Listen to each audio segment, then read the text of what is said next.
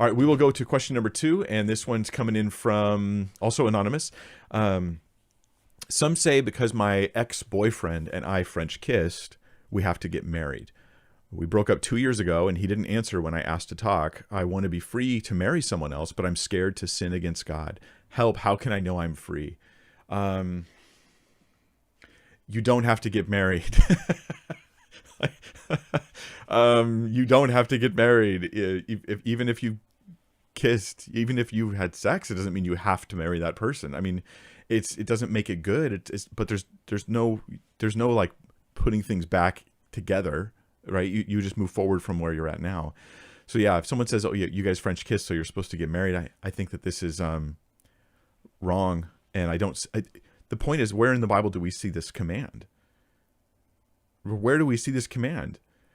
There was a protection, a frequently misunderstood protection given in the Old Testament, that if a man slept with a woman who was unmarried, that he forced himself on her. He's required to marry her, and he can't ever divorce her or send her away. That's a protection for her. Our culture's so different that we just think just to marry a rapist or something, and we're misunderstanding the context legitimately. But this was not guaranteed, because the father who stands to represent her, he could refuse. So really, we're in a situation where the man who took advantage of a girl, he has no rights, and the girl has all the rights. That's the law situation that was created there, frequently misunderstood. But that's totally different than saying that if you're intimate with someone in some way, you're supposed to automatically get married. We do have a situation where one of David's sons, he took advantage of one of his sisters, his half sister, because David had many wives and all that whole sadness that went on there. And then she appeals, just marry me because I don't want to be reproached. Okay, now again we're in our current culture, looking at their culture, not understanding what we're seeing.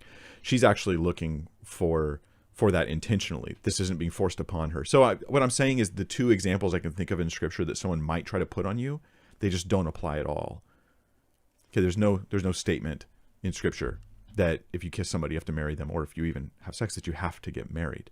It was wrong. It doesn't make it binding to marriage. So how can you know you're free? Well, there's no Scripture that says that you're bound. So I don't understand. I talked to a brother once who was talking about how he had slept with a girl who he was dating before he was married. He later got married, and then nagging in the back of his mind, it was always bothering him that maybe, just maybe, he was supposed to marry that first girl that he was with, and that he blew it, and that somehow something was wrong with his current marriage. And for that, I'm going to say, no, stop. We have to stop this, because here's what I fear. I see this as undermining his marriage, not as having anything to do with holiness or sanctification or godliness in relationships.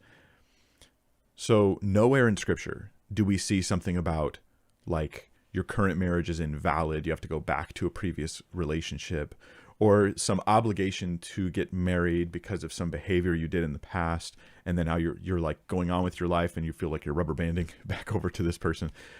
We just don't see this as a requirement, I don't think, in the Bible. So what I would recommend for anybody who wants to follow up is, I have this long video I did on divorce and remarriage. Mods, maybe one of you could put it in there in the live chat. It's a 3-hour teaching on divorce and remarriage. But if you look at the timestamps, one of the timestamps will be the question of, like, are second marriages real marriages? Does sex equal marriage? Things like that. And I get into all that kind of stuff in detail.